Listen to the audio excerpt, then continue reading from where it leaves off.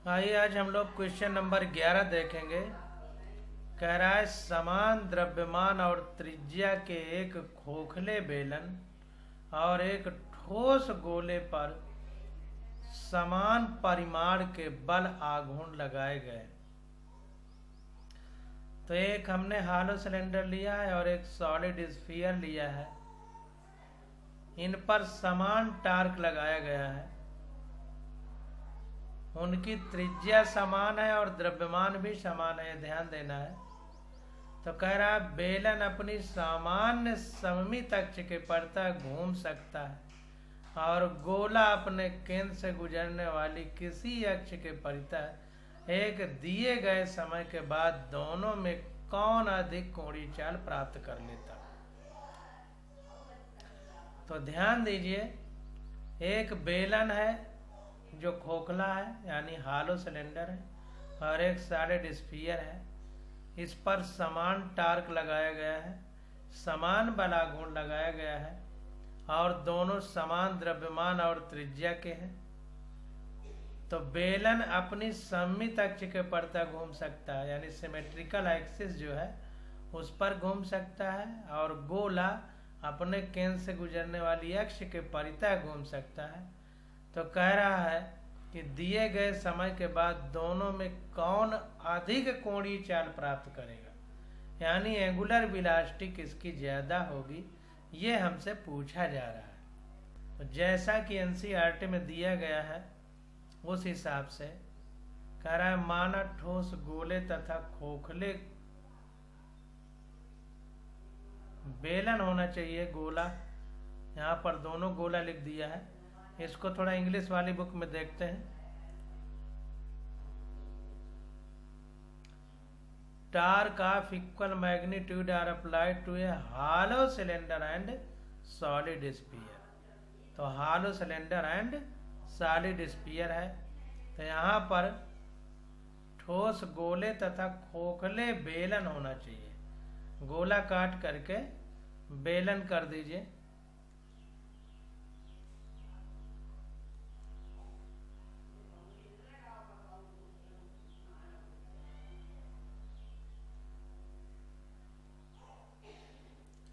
बेलन मतलब सिलेंडर का द्रव्यमान m तथा त्रिज्या r है। आप देखिए ऊपरी अक्ष के परतः खोखले बेलन का द्रव्यमान, देखिए काफी गलत लिखा है। तो ऊपरी अक्ष के परितः खोखले बेलन का द्रव्यमान का जड़त्वाघूर्ण होना चाहिए। तो देखें यहाँ पर अंग्रेजी वाली बुक में the moment of inertia of the hello cylinder about it's standard axis I1 बराबर mr स्क्वायर होता है और the moment of inertia of the solid sphere about an axis passing through its centre I double dash बराबर 2/5 mr square होता है। तो कहने का मतलब कि हालो सिलेंडर खोखले गोले का जड़त्वाघूर्ण I1 बराबर mr स्क्वायर है इसकी अक्ष के परितः, और ठोस गोले का व्यास के परितः यानी केंद्र बिंदु से होकर जाने वाली अक्ष के परितः जड़त्वाघूर्ण I2 बराबर 2/5 mr स्क्वायर है। इसको सही कर लीजिए। खोखले बेलन का जड़त्वाघूर्ण यहाँ लिख दीजिए द्रव्यमान काट के, तब ये दोनों चीजें सही हो गई।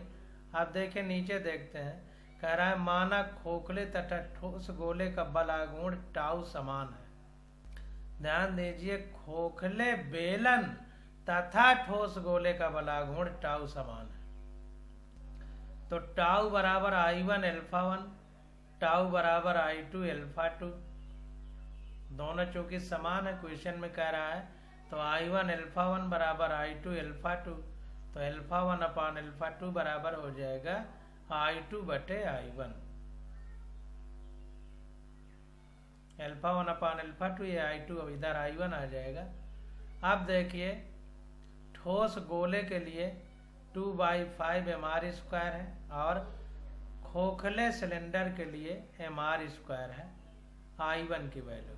तो ये mr² कट जाएगा तो आ जाएगा 2/5। तो α1/α2 बराबर 2/5। तो α2 बराबर 5/2 α1।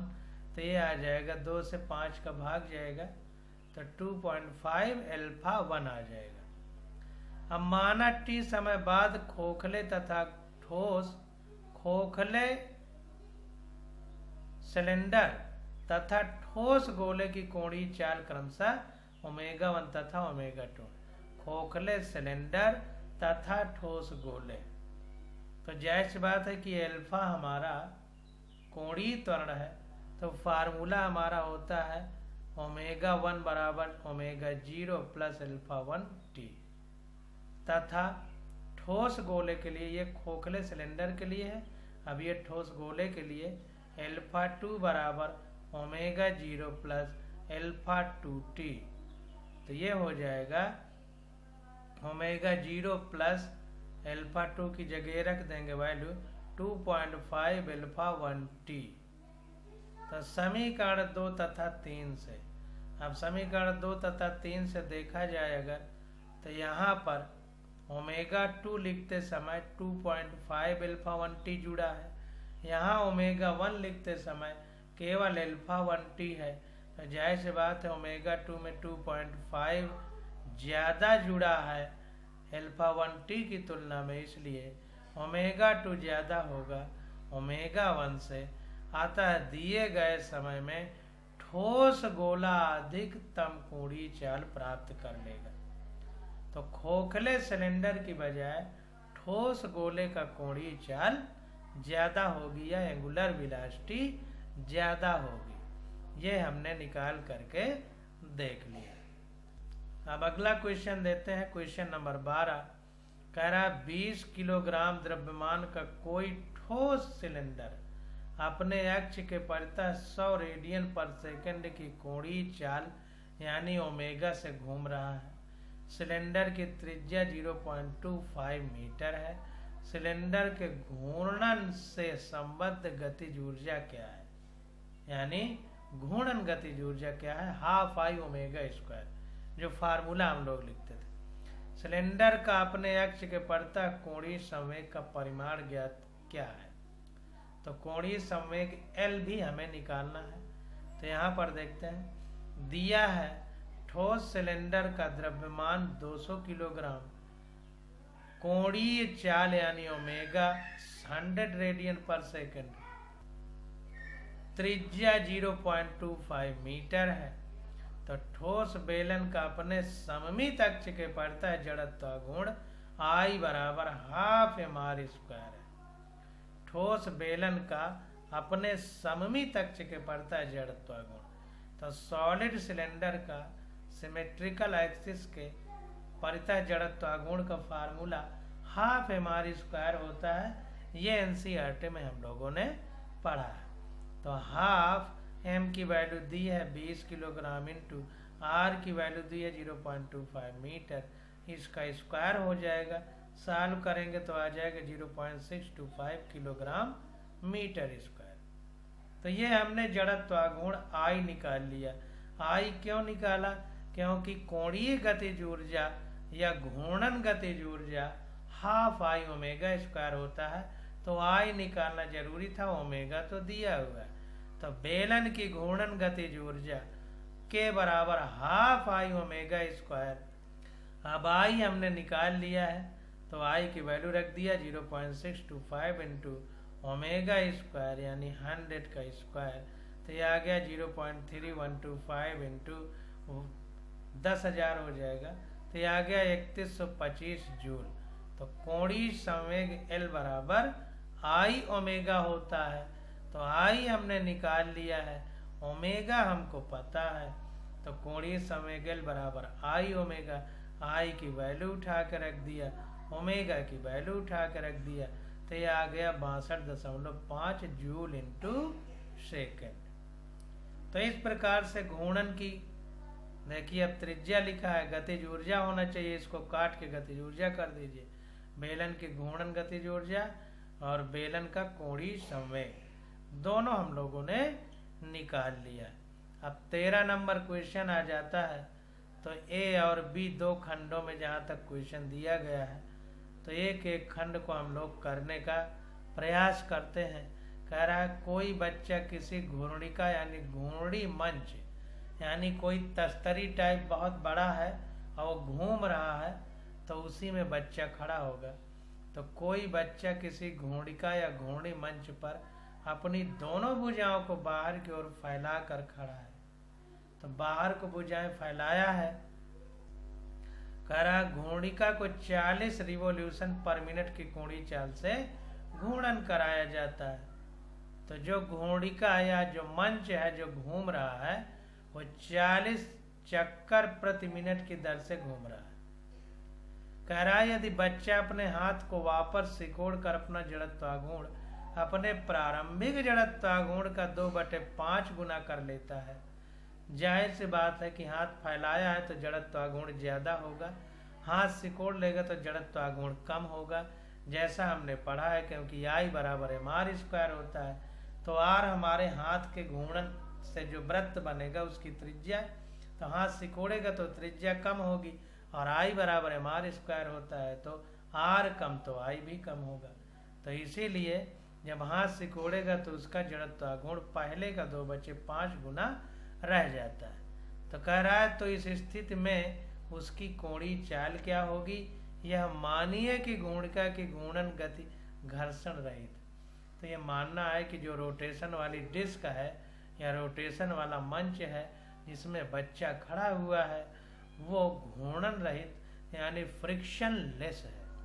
तो पहले ए को करते हैं फिर बी को देखते हैं।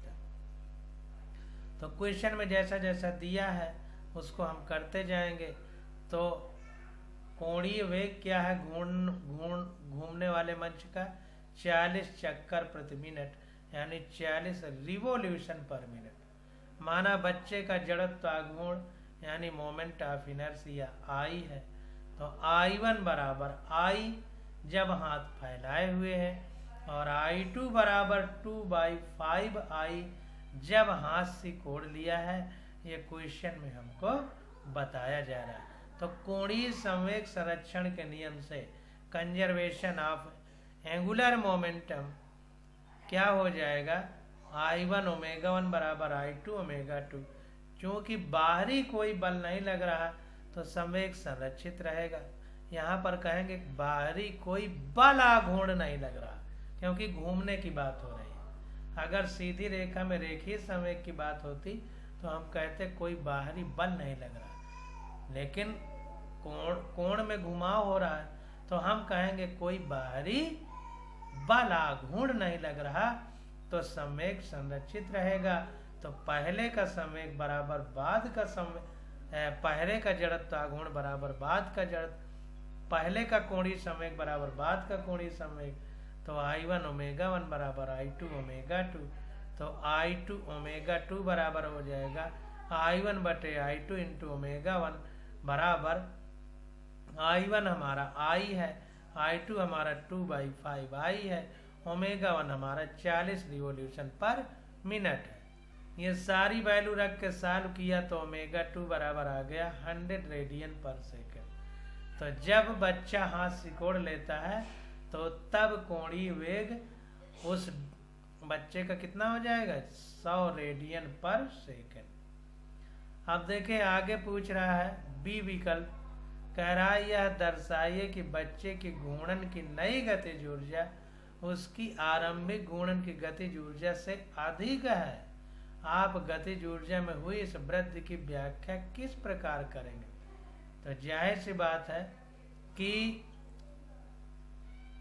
घूर्णन कोणीय वेग बढ़ गया है।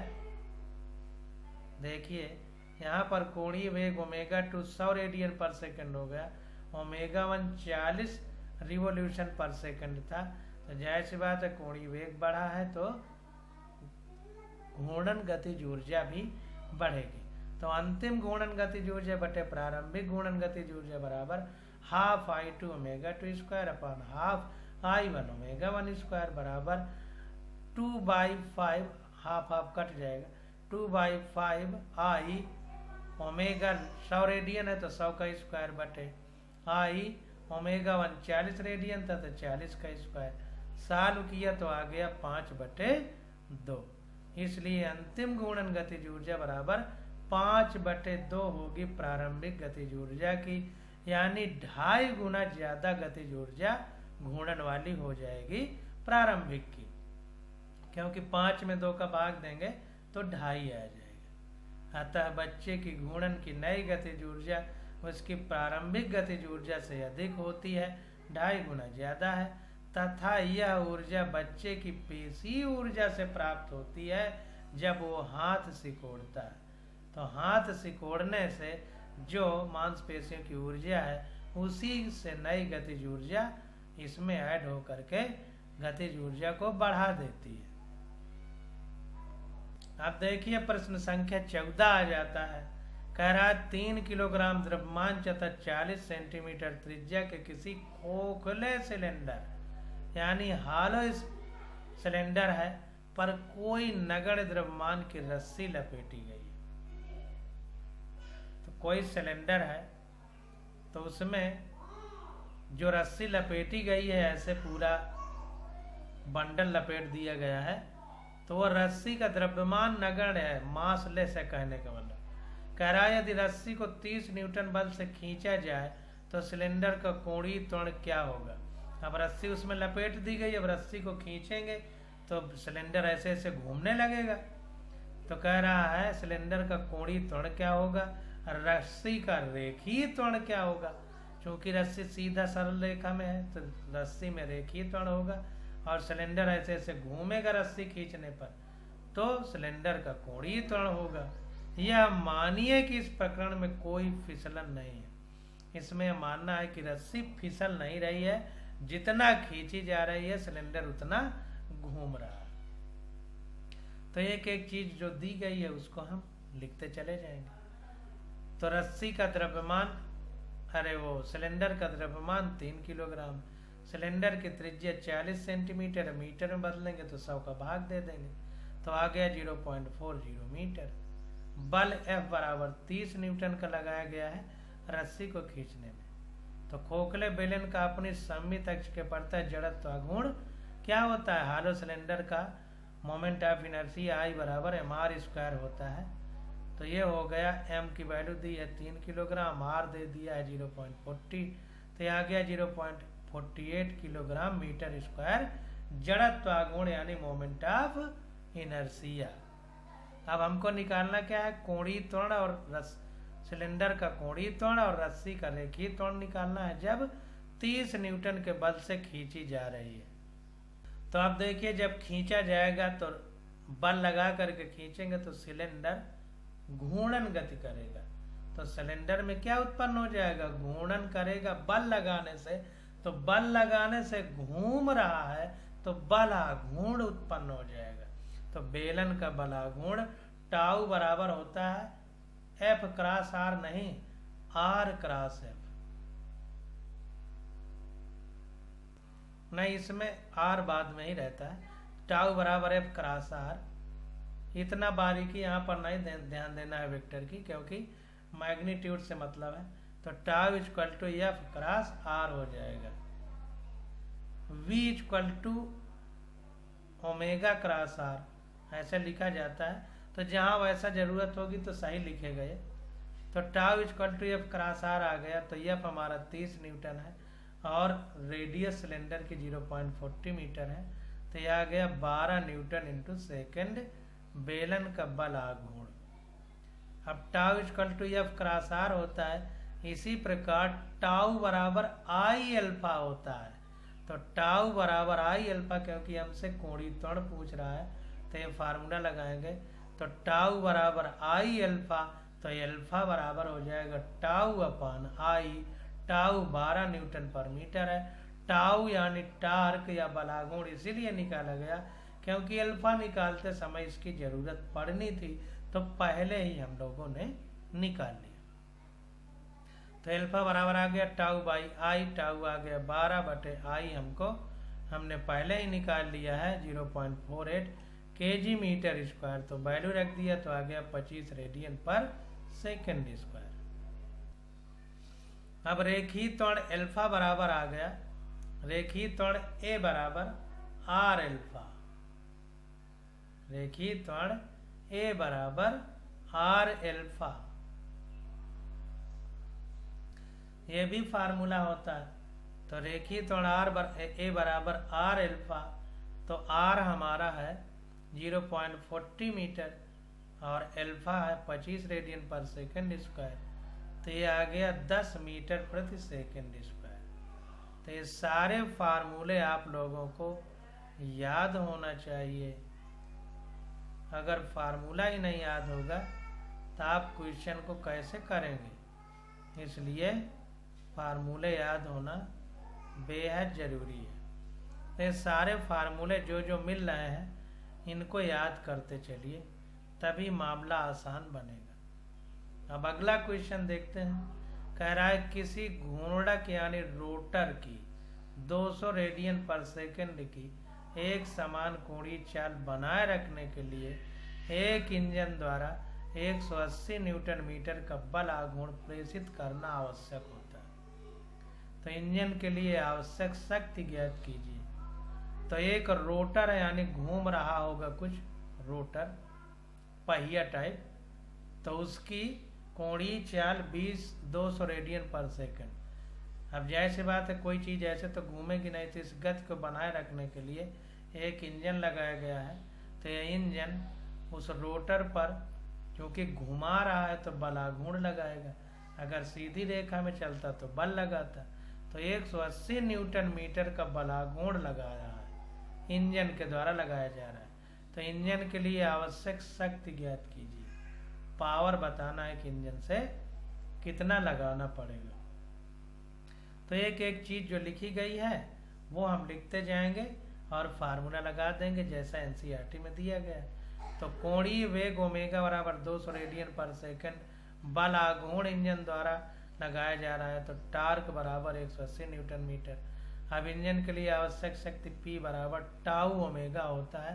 सीधा सीधा फार्मूला है, तो फार्मूला आप लोग याद करते चलिए। तो P बराबर टाउ ओमेगा हो जाएगा। टाउ हमारा 180 है, दिया है ओमेगा 200 रेडियन पर सेकंड है। साल किया तो आ गया 36,000 वाट। इसको किलोवाट में बदलेंगे तो 1000 का भाग दे देंगे तो आ गया 36 किलोवाट। तो 36 किलोवाट पावर लगाना पड़ेगा इंजन के द्वारा, तब 180 न्यूटन पर मीटर का बल आघूर्ण प्रेषित होगा और 200 रेडियन पर सेकंड की उसकी गति कोणीय चाल मेंटेन बनी रहेगी। अब क्वेश्चन नंबर 16 देखते हैं। कह रहा है कि R त्रिज्या वाली समान डिस्क से R/2 त्रिज्या का एक वृत्ताकार भाग काटकर निकाल दिया गया है। तो एक R त्रिज्या की डिस्क है, यानी प्लेट है। डिस्क मतलब तस्तरी जिसमें आप लोग खाते हैं, बफर सिस्टम में जब जाते हैं तो जो प्लेट वही डिस्क है। तो उससे R/2 त्रिज्या के एक वृत्ताकार भाग काट के हटा दिया गया। कह रहा है इस प्रकार बने वृत्ताकार सुराख का केंद्र मूल डिस्क के सेंटर से R/2 दूरी पर है। अब ये जो निकाला गया है तो जाहिर सी बात है कि R/2 त्रिज्या का वृत्ताकार भाग काट के निकाला गया है। तो इस प्रकार बने वृत्ताकार सुराख का केंद्र मूल डिस्क के केंद्र से R/2 दूरी पर होगा। जाहिर सी बात है कि अगर कोई ये डिस्क है मान लीजिए और इससे ये R/2 निकाल दिया जाए, तो अगर हम इसको ऐसे मिला दें इस प्रकार से, तो कह रहा है कि अगर ये सेंटर हो तो ये आधा काटा गया है R/2, ये सेंटर मान लो ये पूरा R होता तो ये R/2 है, तो इसका सेंटर यहाँ पर पड़ेगा। ये पूरा काटा जाएगा यहाँ से, तो ये R/2 इतना निकाल दिया जाएगा, इतना काट करके। तो वही सुराख r/2 दूरी पर ही पड़ेगा। तो कह रहा है अवशिष्ट डिस्क के गुरुत्व केंद्र की स्थिति ज्ञात कीजिए। तो अब r/2 त्रिज्या का वृत्ताकार भाग जब काट के हटा दिया गया, तो अब जो डिस्क बची है उसका ग्रेविटी सेंटर कहाँ पर होगा, सेंटर ऑफ ग्रेविटी कहाँ पर होगी, गुरुत्व केंद्र कहाँ पर होगा, जहाँ पर डिस्क का सारा भार यानी वेट काम करता है, उसी को गुरुत्व केंद्र कहते हैं। तो वो अब कहाँ पर होगा, जब r/2 त्रिज्या का वृत्ताकार भाग r त्रिज्या वाली समान डिस्क से काट के हटा दिया गया। तो एक एक चीज को आराम से समझते चलेंगे। तो माना डिस्क का प्रति क्षेत्रफल द्रव्यमान m है। तो अब देखिए गुरुत्व केंद्र की बात कर रहा है, तो प्रत्येक स्थान पर उसके भार की बात होगी, भार की बात होगी तो द्रव्यमान गुणे त्वरण की बात होगी। तो इसीलिए द्रव्यमान की बात हो रही है। द्रव्यमान माने त्वरण, द्रव्यमान गुणे त्वरण मतलब गुरुत्वीय त्वरण। तो माना डिस्क का प्रति क्षेत्रफल द्रव्यमान m है, इसलिए डिस्क का द्रव्यमान m बराबर डिस्क का कुल क्षेत्रफल गुणे प्रति क्षेत्रफल द्रव्यमान। तो एकांक क्षेत्रफल का द्रव्यमान गुणे डिस्क का कुल क्षेत्रफल, तो यह डिस्क का द्रव्यमान निकल आएगा। तो डिस्क का क्षेत्रफल का फार्मूला होता है πr²।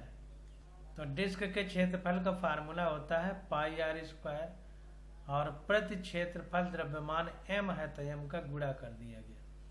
तो ये डिस्क का द्रव्यमान आ गया πr²m, पूरी डिस्क का द्रव्यमान। अब काट कर निकाले गए भाग का द्रव्यमान, अब r/2 त्रिज्या का डिस्क काट के निकाला गया है, तो उसका द्रव्यमान कितना होगा, तो पाई r की जगह r/2 रख देंगे, इसका स्क्वायर इंटू m हो जाएगा। तो ये आ गया πr²/4m, यानी m/4 हो गया, क्योंकि πr²m यही कैपिटल M है, तो इसी में बटे 4 हो गया है। तो πr²m की जगह ये कैपिटल M रख देंगे, नीचे 4 रहेगा। यानी पहले जो डिस्क थी उसका चौथाई भाग द्रव्यमान हम काट करके हटा रहे हैं। अब देखिए संपूर्ण डिस्क का द्रव्यमान केंद्र O है तथा काट कर हटाए गए भाग का द्रव्यमान केंद्र O1 है। अब मान लो पूरी डिस्क है, तो उस पूरी डिस्क का द्रव्यमान केंद्र मान लीजिए ये डिस्क है, इसका सेंटर ये यहाँ पर O है, O हो गया। अब ये त्रिज्या हमारी r है। अब r/2 का वृत्ताकार डिस्क काटा गया है इतना, ये तो ये व्यास हो गया इसका r/2 व्यास, और इसकी इतने भाग इस छोटे वृत्ताकार त्रिज्या की r/4 हो गई त्रिज्या। तो आप ध्यान दीजिए, तो यहाँ पर देखिए ये फिगर बना के दिखाया गया है कि पूरा r है, r/2 काट के हटाया गया है। ये देखिए r है यहाँ से यहाँ तक, तो r/2 का डिस्क काट के हटाया गया है। ये थोड़ा सा फिगर में गड़बड़ी है। देखिए क्वेश्चन में खुद कह रहा है कि r त्रिज्या वाली समान डिस्क से r/2 त्रिज्या का वृत्ताकार का भाग काट के हटाया गया है। फिगर गलत बनाया, ये तो पूरा व्यास है ना, ये त्रिज्या है, तो r/2 ये इतना ये गोला काट के हटाया गया है, ये पूरा गोला गलत बनाया है, ध्यान दीजिए। तो ये बड़ी जो डिस्क है पूरी, इसका केंद्र बिंदु वो है, छोटी वाले का ये केंद्र बिंदु है, इस तरह बनेगा।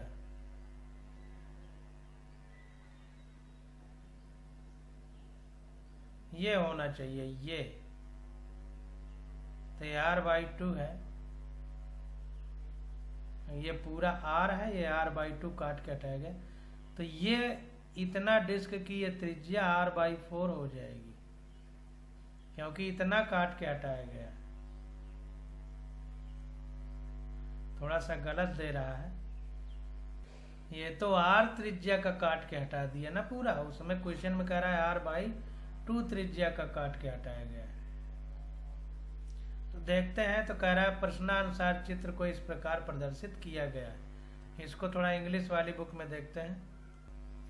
अब देखिए इसको r/2 माना है कि ये r/2 जो काट के हटाया जा रहा है वो वृत्ताकार त्रिज्या है, जो काट के हटाई जा रही उसकी त्रिज्या, तब ये हो जाएगा सही। क्योंकि ये देखिए पूरा ये r हो जाएगा, ये पूरा यहाँ से यहाँ तक ये इसकी त्रिज्या r हो जाएगी, ये r और ये भी r हो जाएगी, तो ये r/2। तो r/2 त्रिज्या का वृत्ताकार काट के हटाएंगे तब ऐसा हो जाएगा, सही है।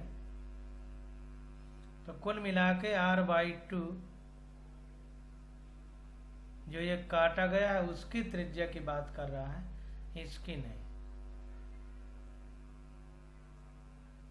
तो ये पूरी r है तो ये r/2 इतना काटेगा, ठीक है। तो यहाँ पर O1 हो जाएगा हमारा r/2, क्योंकि जितना ये यहाँ से यहाँ तक है उतना ही यहाँ से यहाँ तक है, तो O1 r/2 होगा, क्योंकि ये r/2 है तो ये भी r/2 होगा। डिस्क का बचा भाग निकाय के दो द्रव्यमानों जैसे बिंदु O पर m तथा बिंदु O1 पर -m/4 है। तो O1 पर -m/4 और O पर m होगा जब ये डिस्क काट के हटाई नहीं गई थी। जब काट के हटाई गई तो ये m/4 कम हो जाएगा, तो इसलिए -m/4 लिखा है, क्योंकि जब इतना हटा देंगे तो इतना का द्रव्यमान -m/4 कम हो जाएगा। तो यहाँ पर देखिए कह रहा है कि मान लिया जाता है यदि बचे भाग के द्रव्यमान केंद्र की O बिंदु से दूरी x है। तो मान लिया जाए कि जो अब इसको जब काट के हटा देंगे तो द्रव्यमान केंद्र जो यहाँ पर था, पहले सब जगह समान द्रव्यमान वितरित था तो केंद्र पर होगा द्रव्यमान केंद्र। अब ये इधर से इतना काट के हटा दिया गया तो जाहिर सी बात इधर द्रव्यमान ज्यादा होगा, तो द्रव्यमान केंद्र इधर को शिफ्ट करेगा। तो मान लिया कि x दूरी पर O2 पर शिफ्ट हो जाता है। तो वही कह रहा है कि मान लिया जाता है कि यदि बचे भाग के द्रव्यमान केंद्र की O बिंदु से दूरी x है, तब क्या होगा, तब x इंटू जो निकाल दिया गया x इंटू हटाया गया जो x इंटू पहले m था अब m डैश हटा दिया गया इक्वल टू हो जाएगा, आगे देखते हैं, m था m डैश हटा दिया गया तो x into m minus m dash equal to m into 0 minus m dash into r/2। अब देखिए m इंटू जब नहीं हटाया गया था तब केंद्र बिंदु यहाँ पर था, तो यहाँ से द्रव्यमान केंद्र की दूरी कितनी थी 0, तो m इंटू 0 माइनस अब जब ये हटा दिया गया तो m डैश, तो m डैश इंटू कितना दूरी है r/2, ये डिस्क की r/2। अब इधर भी तो ये पूरे का r/2 है, तो इस सेंटर पर अगर देखा जाए तो m डैश इंटू r/2 होगी। तो देखिए इधर जो शिफ्ट हुआ ये द्रव्यमान गुणे बीच की दूरी और इधर द्रव्यमान गुणे बीच की दूरी। तो ये देखिए द्रव्यमान m माइनस m डैश होगा जब इधर शिफ्ट हो जाएगा, जब ये हटा दिया जाएगा। तो मान लीजिए m डैश द्रव्यमान कम हुआ तो बचा कितना m इंटू m डैश। तो इसको इस तरह लिखेंगे m माइनस m डैश बचा द्रव्यमान गुणे जितना शिफ्ट हुआ सेंटर ऑफ मास, तो x दूरी पर शिफ्ट हुआ, x ऐसे लिख लेते हैं, बराबर। अब पहले यहाँ पर था जब ये डिस्क काटी नहीं गई थी तो यहाँ पर था तो पूरा द्रव्यमान m था गुणे अभी यहीं से सेंटर मान लिया जाए तो दूरी क्या थी 0, तो 0 का गुणा हो गया माइनस अब हटाया गया जितना तो m डैश हटाया गया, और अगर ये इतना डिस्क होती तो इतनी डिस्क का सेंटर ऑफ मास कहाँ काम करता है, यहाँ पर। ये डिस्क जो हटाई गई ये अलग की गई, तो इसका सेंटर ऑफ मास यहाँ पर काम करेगा। तो ये दूरी कितना है r/2। इस छोटी डिस्क का सेंटर ऑफ मास r/2 पे काम करेगा, तो r/2 इस तरह लिखा गया। तो x इधर आ गया, या नीचे चला गया, तो यहाँ पर ये डायरेक्ट लिख दिया है। तो ये हो गया हमारा x बराबर, ये पूरा सॉल्व करेंगे तो ये 0 हो जाएगा।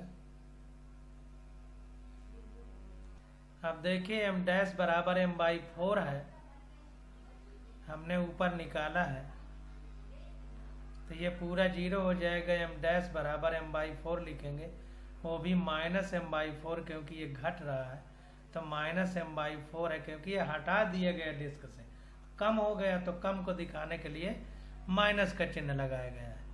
तो -m/4 इंटू r/2 अपान m, हमारा m है -m डैश m/4 है, तो ये आ गया सॉल्व करने पर -r/6। अतः अवशिष्ट का द्रव्यमान केंद्र O से बाईं ओर r/6 दूरी पर होगा। तो ये केंद्र बिंदु O से बाईं ओर होगा, क्योंकि ये निकाल दिया गया है, तो इधर हल्का हो जाएगा। तो द्रव्यमान केंद्र जिधर का द्रव्यमान कम होता है उससे विपरीत दिशा में शिफ्ट होता है। तो दायां वाला निकाला गया तो बाईं तरफ शिफ्ट होगा, तो r/6 दूरी केंद्र बिंदु O से बाईं तरफ द्रव्यमान केंद्र शिफ्ट होगा। तो इस प्रकार से ये 16 नंबर क्वेश्चन हम लोगों ने किया। अब 17 नंबर क्वेश्चन आ जाता है, तो इसकी स्टडी हम लोग अगले लेक्चर में करेंगे। आज बस यहीं तक।